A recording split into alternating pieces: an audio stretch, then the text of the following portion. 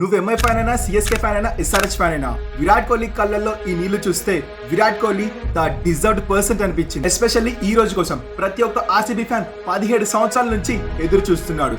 Finally 18th jersey 18th IPL season lift చేస్తూ ఉంటే చూడాలి అన్న కళ ఈనాటికి నెరవేరింది. ముఖ్యంగా ముగ్గురు RCB legends Chris Gayle, ABD, Virat Kohli ఈ ముగ్గురు ఆర్సీబీ కప్పుని కనీసం తాకలేదు. ఇప్పుడు 18th సీజన్ లో ఈ ముగ్గురిని ఆర్సీబీ కప్పు మీద చేయేసి చూడడం చాలా చూడముచ్చటగా ఉంది. ఈ ముగ్గురు సీన్స్ అయితే ఆర్సీబీ చరిత్రలో నిలవబోతున్నాయి. 17 సంవత్సరాలలో ఏ సీనియర్ కెప్టెన్ చేయలేనిది ఒక యంగ్స్టర్.